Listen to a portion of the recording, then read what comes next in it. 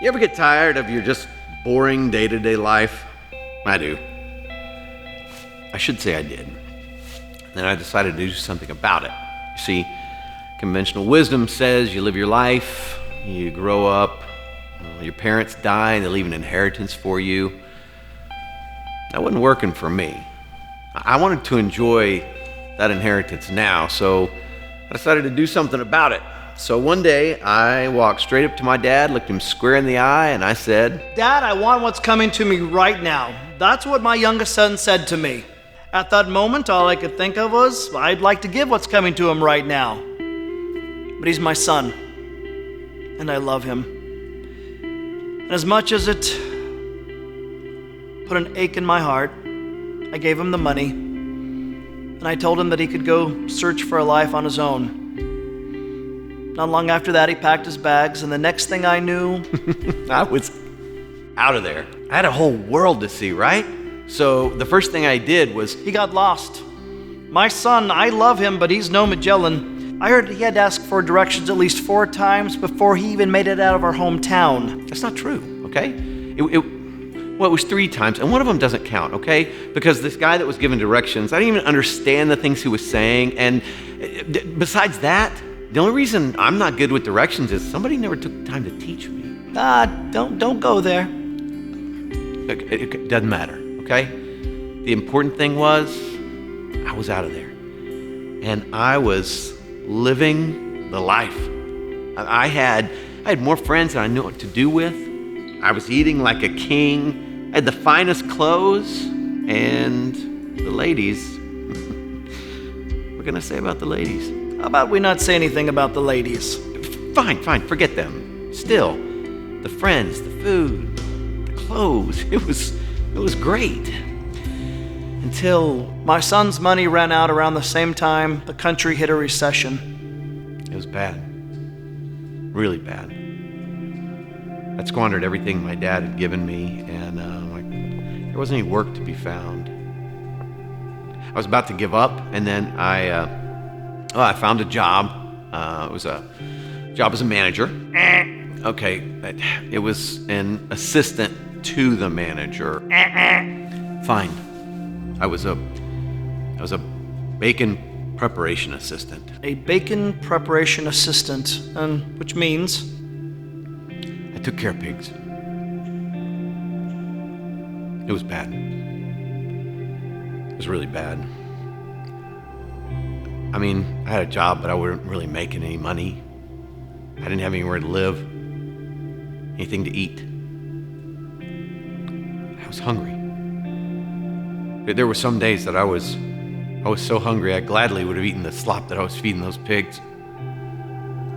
So it was hunger pains, a constant reminder of how I'd squandered my life away. I lived in agony day after day. After day after day, I would watch and I would wait. And my heart would ache, as only a heart can, from a parent to a child. But hear me on this. I never once gave up on him. I never once gave up on my child. I believed that he would return. I knew that he would come back one day. One day it hit me.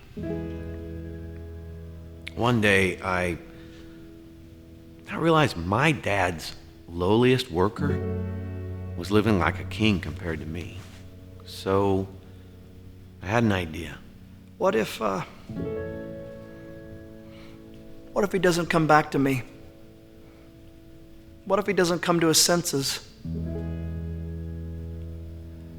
What if I never see him again? Again and again, these thoughts kept running through my mind.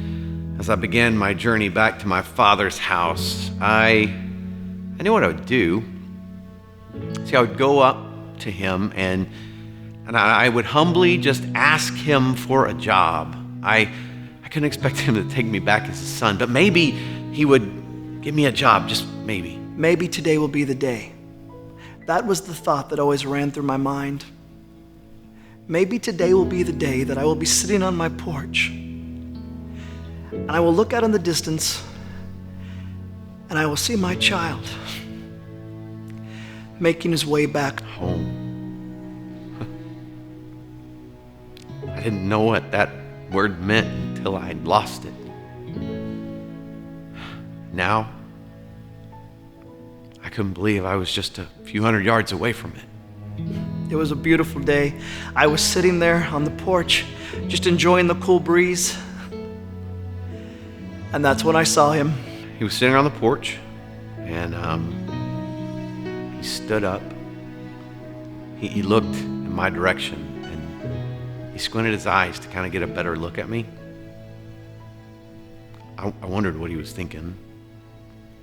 I wondered if he would take me back. I wondered if he would just look at me and say, "I told you so." I told you so. I told you so. Some of you would never believe me, but I knew that he would come back home. I just knew it. I knew this was a bad idea. I knew he was going to be angry with me. What was I thinking? Every step closer I got to the house, the more I knew I'd done the wrong thing. And so I stopped. He just stood there. I couldn't move. I couldn't just stand there, so He jumped. My dad jumped off the porch. And then he started to run. I'd never seen him run so fast. He was like this kid who was excited about something, and then I realized he was excited about me. So you know what I did? You know what I did next? I ran. I ran. My heart was pounding so fast, I just had to get to him. He was running at me with his arms stretched out as if to say, "Welcome home." Welcome home! Welcome home!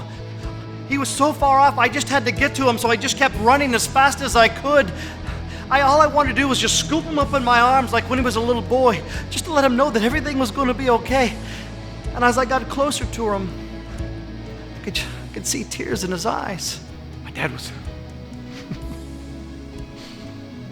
was crying. Tears of joy. And you know what my boy did next? He jumped. I couldn't help it. I jumped right into my dad's arms, and you know what he did? Well, I fell backwards. He's a big boy. And then he held me. He held me like only a father could. I just kept saying to him over and over again, "I'm sorry. I'm sorry. I'm so sorry. I don't deserve to be called your son." My son is home. Get him some clean clothes. Get him some shoes for his feet. Let's prepare a meal. No. Let's prepare a feast. For my son will no longer live as an orphan. Today we will celebrate, for all my hopes have come true. I guess it was hope. Hope that kept me going all those days. Hope that my father would show me mercy. Hope that somehow he would take me back and that I could be forgiven. Forgiven. It is all forgiven. It is forgotten, and I will never bring it up again. There is no anger, there is no shame, there is no blame. All that's left is just pure joy. For my child was lost, and now he's found.